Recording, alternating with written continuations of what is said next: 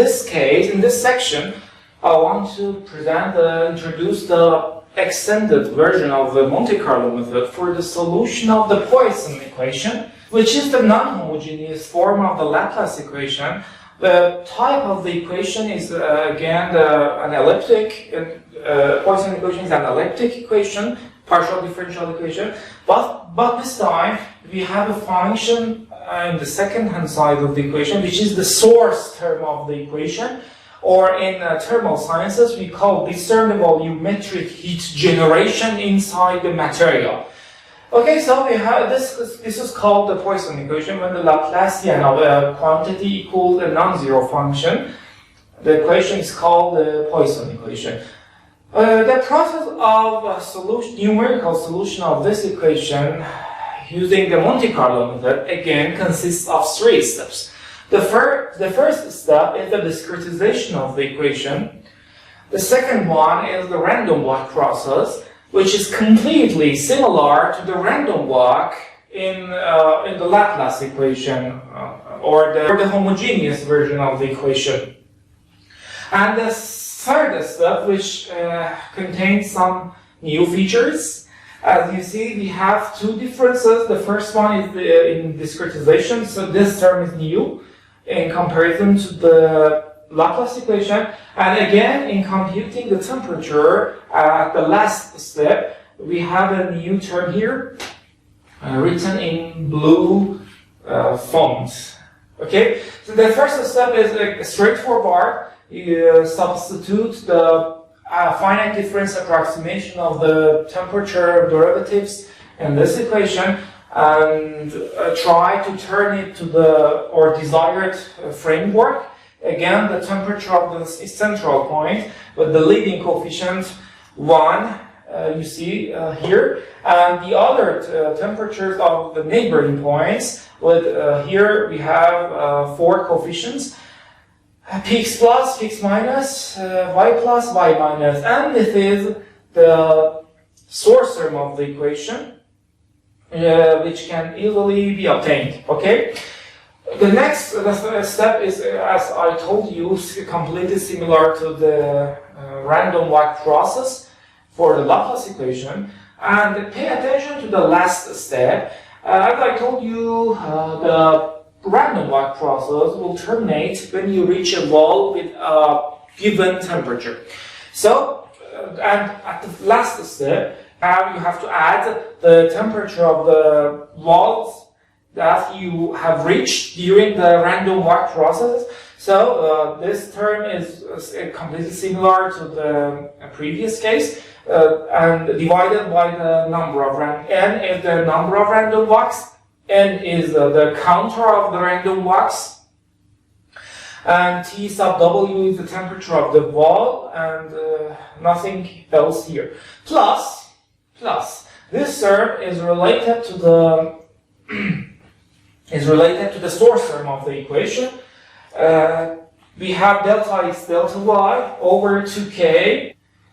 Chi is the conductivity of the material here, as you see, and it's a coefficient of the equation.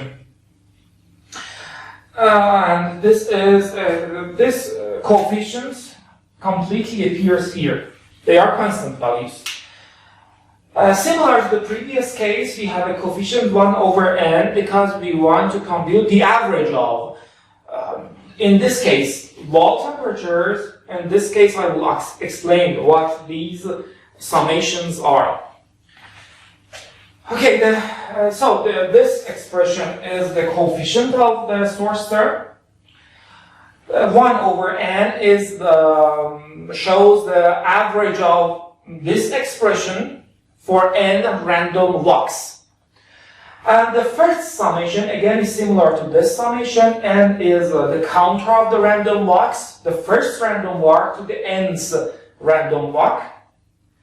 But the second summation shown by the counter k is a new counter here. K shows the number of steps during a single random walk. So when you are performing the random walk process, you are going from one nodal point to the other point. This is k equal to 1. the next transfer from the next nodal point to the third nodal point, it corresponds to k equal to 2, and so on. So the summation starts from the first random walk from node ij to the neighboring points, randomly of course, and Mn shows the total number of random walk steps during the random walk number n. N starts from 1 to n, or n varies from 1 to n. For each of these n random walks, we have mn number of steps. Okay, so you have to compute the magnitude of the source term g for the nth random walk, and for each motion from one point to the other point, and divide the result by n, and multiply the result by this coefficient, and then add this result to this one, so you can compute the temperature of the point I and j. This means that at the previous version of the Monte Carlo method for the Laplace equation, you just needed the value of the wall temperature at the end of the random walk process. You had nothing to do with the process between the initial point and the last point. It's not important for me what happens during the random walk. You can promptly reach the wall at the second random walk generation, or you can create a loop inside the domain, and then after 100 random walks you reach the wall. The important part of the random walk process in previous version was the temperature of the wall at the last random walk step. But as you see in non-homogeneous for partial differential equations, you have to pay attention to what happens during the random walk process from the first node to the last node when you reach the wall. This summation, the second summation here, shows what happens during the random walk process n, number n. From cut equals 1, this is the first step in the random walk, and this is the last random walk. So if the distribution of the source term inside the domain is a constant function, or the source term is distributed uniformly, or the value of the source term at different point is identical, you can simplify this equation. So t sub ij equal, this is completely similar to this one. The first term in the right hand side has nothing to do with this source term.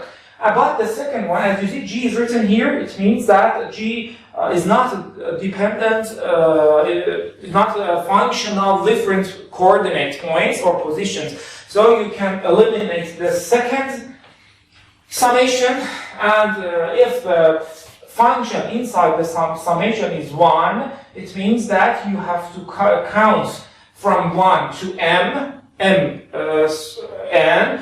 or to add m number of ones. So the result is mn. So you can write g here, because g is a constant, similar to delta x, similar to delta y, or other properties.